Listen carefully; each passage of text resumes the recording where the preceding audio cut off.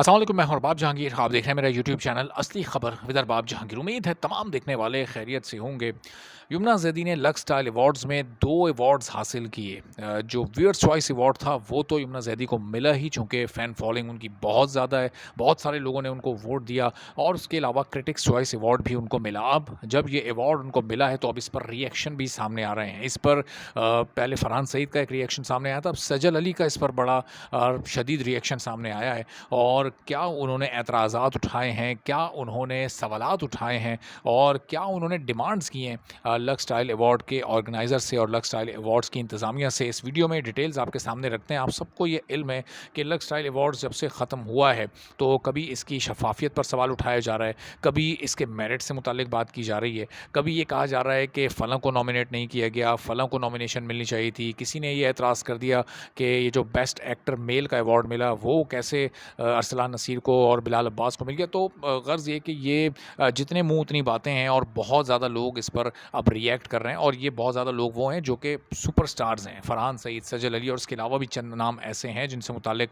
आपको इन्फॉर्म करना है। तो सजल अली ने अब जो गुफ्तगू की है इन अवार्ड से मुतालिक, तो पहले तो वो 3 नाम निकाल कर लाई हैं कि वो कौन से 3 नाम हैं जो कि इसमें शामिल होने चाहिए थे। और फिर उन्होंने कहा कि लक्स स्टाइल अवार्ड्स वाले सही तरीके से नॉमिनेशन करते ही नहीं, यानी नॉमिनेशन पर अब वो एतराज़ कर रही हैं जो कि कोई महीना पहले ये नॉमिनेशन सामने आ गई थी। यानी इस 1 महीने में उन्हें ये याद ही नहीं आया कि ये नॉमिनेशन सही नहीं है और इसमें कौन-कौन शामिल होना चाहिए, किस-किस को शामिल करने की उन्होंने डिमांड की है, मैं आपको बताता हूँ। लेकिन यमुना ज़ैदी को अवार्ड क्या मिला तो जैसे ऐसा लग रहा है कि बहुत सारे लोगों में एक जेलसी, एक इनसिक्योरिटी वाली फीलिंग सामने आई है। चूँकि अब कोई ढके-छुपे अल्फाज़ में और कोई बिल्कुल क्लियर अल्फाज़ में ये बात कर रहा है कि ये जो बेस्ट एक्टर मेल और फीमेल के अवार्ड्स हैं ये सही नहीं दिए गए। यानी ये बिलाल अब्बास को, अरसलान नसीर को और यमुना ज़ैदी को जो अवार्ड्स मिले ये मेरिट पर नहीं आते थे। ये उन आर्टिस्टों की राय है, उन आर्टिस्ट की राय है जो कि सुपरस्टार हैं, जिनके काम को पूरी दुनिया में जाना पहचाना जाता है, जिन्होंने सिर्फ पाकिस्तान नहीं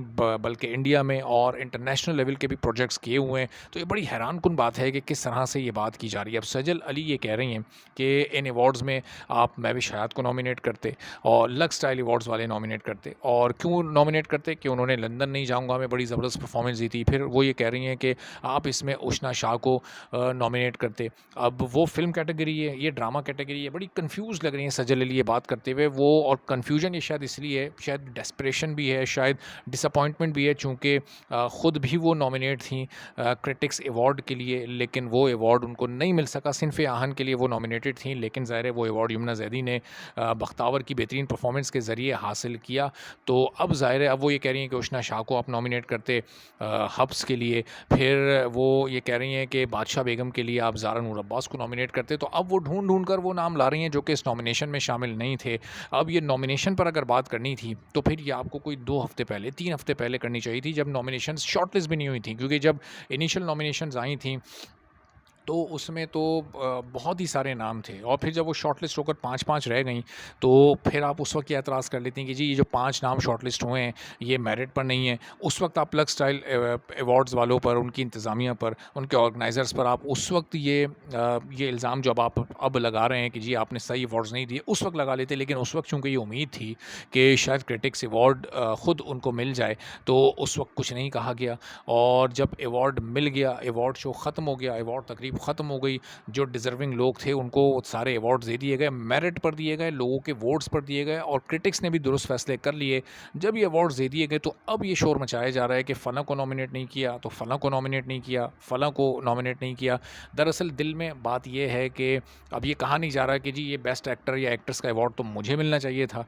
फरहान सईद का भी ये जो इशारों में शिकवा है, ये शिकायत है, दरअसल वो यही है कि चूँकि दूसरे 2 अदाकारों को ये अवार्ड मिला तो वो उनसे बर्दाश्त नहीं हो रहा। अब सजल अली का भी गुस्सा यही है जो कि अब इस तरह के शिकवों में और एतराज़ात की सूरत में सामने आ रहा है कि जी मुझे क्यों वो क्रिटिक्स अवार्ड नहीं मिला जिसके लिए मैं नॉमिनेटेड थी। तो अब वो इस तरह की जितनी भी बातें हैं वो बाद में उनका कोई फ़ायदा नहीं होता, चूँकि अब जो होना था वो तो हो गया, जो अवार्ड्स मिलने थे वो तो मिल चुके।